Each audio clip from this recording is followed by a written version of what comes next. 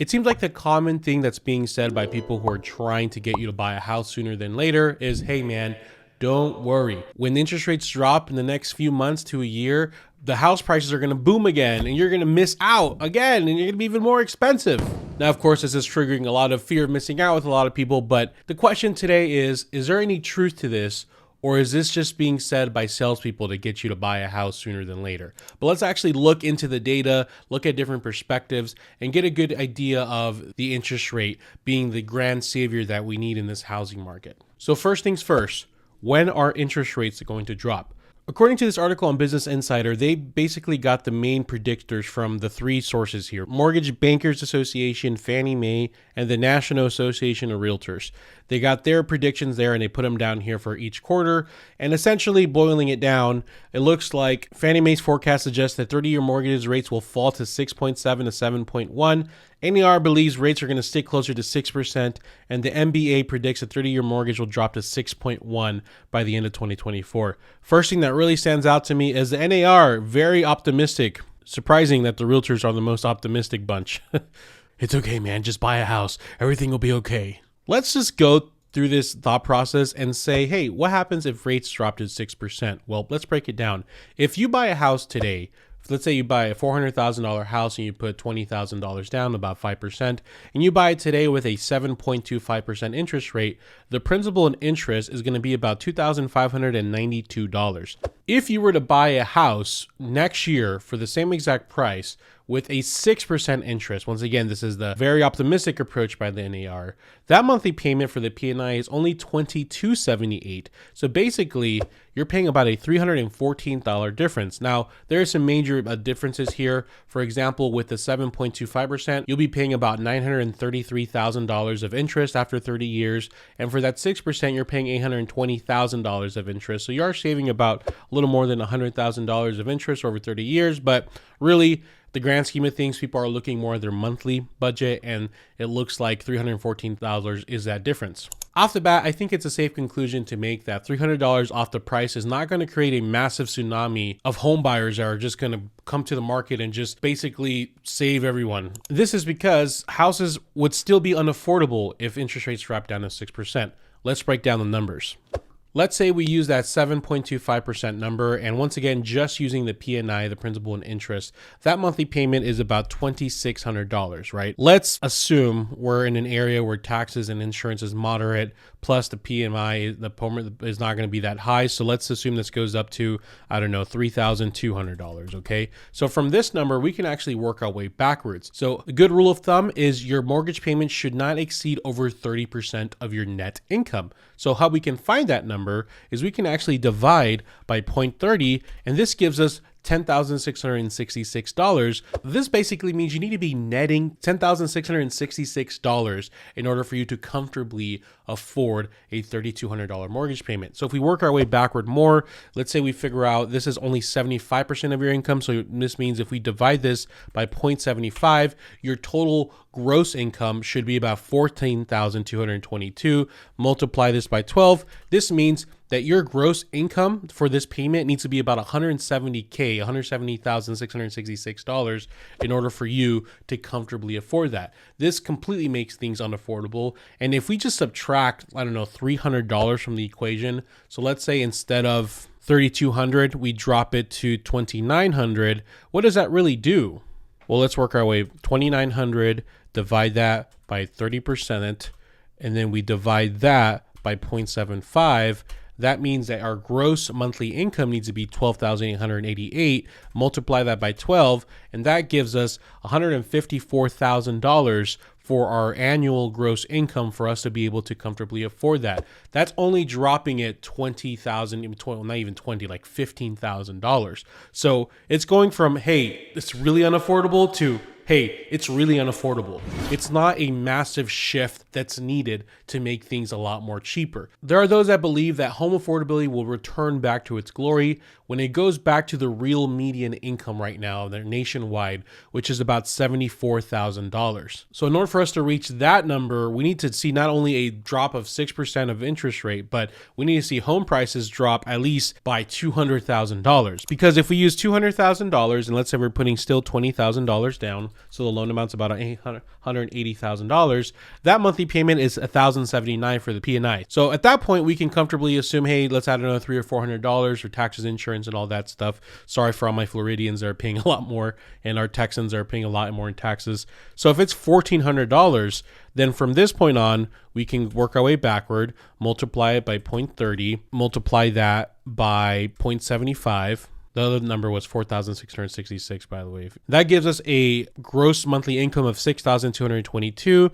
Multiply that by 12. That means you need to be making about $74,666 for you to be able to comfortably afford it. Now, that is a lot more doable. That's where our real median income is, and a lot more people will be able to afford that if we're at 6%. So to reinforce my point, a drop of interest rates is not the only thing we need. If we look at the numbers, we look at the math, we also need a massive drop of house values. But there are those out there that believe that it's not just those two that are going to solve things. What we actually are going to see, it's the whole solution kind of solve itself because of one thing, the rise of income. Here we have an article on JP Morgan and Chase by a guy named Joe Seidel that illustrates this point here. First, here's how we don't think the crisis will be resolved: through a crash in home prices. The perhaps natural assumption is that the housing market can only return to a more normal state of affordability and predictable price appreciation after a drop in home prices effectively clears the market, and it begins a new cycle. This is certainly not an impossibility, but that would likely require a U.S. recession and a spike job in losses across the economy, neither of which are the base case for the coming years. Nor do we think lower mortgage rates are the solution to clearing the logjam. Indeed, surveys of homebuyers find consistently that financing rates aren't their main motivators when they make a purchase. Life stages are. People buy houses when they get married, or when they need to move as they find employment, have children, or retire. We see another pathway that doesn't involve punishing price declines or sizable drop in the mortgage rates. It hinges on home affordability. Housing affordability could be restored by incomes continuing to rise at a robust rate. We think the path to affordability for starter homes as well as luxury market is that wages rise to catch up and meet the higher costs. So according to this article, based on historical ratios of home prices to income, factoring mortgage rates and all these other things, it's going to take about 3.5 years for houses to be affordable again. And they're calculating this by a combination of, well, they have two projections, one with rates dropping down 1 point, but essentially our income is rising to the point where, well, this is assuming that prices are not going to increase or drop, and that our income is just going to catch up to essentially where houses should be.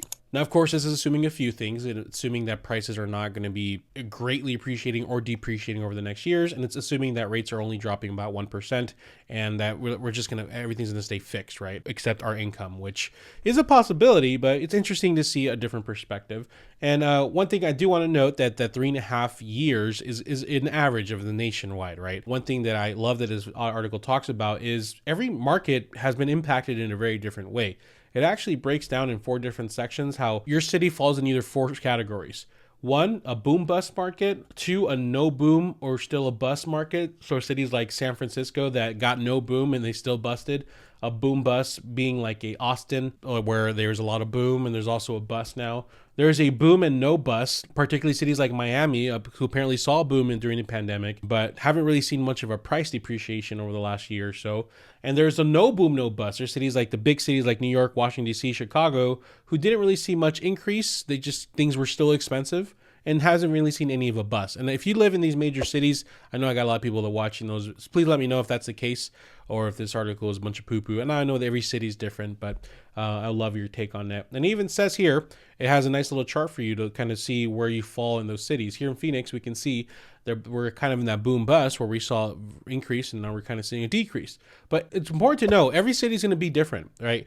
A lot of these channels that talk about housing market on a national level, they fail to see that point. Like there's certain areas that are just going to always suck to live. There are certain areas that are like back to normal already. Like for example, it actually has a chart here of all the individual cities of how long it'll take for affordability to get restored in that area. And then there's also a list assuming there's a 1% drop. And you can see here, certain cities like Cleveland and Detroit have already been restored. They're already in an affordable state. Of course, I can think of a few reasons why it would be, but like there's certain cities like Las Vegas that if the rates don't drop, or they're going to be until Q3 of 2031 for houses to be affordable again. If the rates should drop 1% 2029 here, right? So we can kind of get a good idea here. And C, every city is going to be really different. So I think at the end of the day, the point of the video was, are interest rates going to be the determining factor? No, there's so much more things to look at. We're looking not only at interest rates, we're looking at home prices. I don't think you should completely discount the idea of home prices dropping, really bringing in a lot of home buyers back into the play.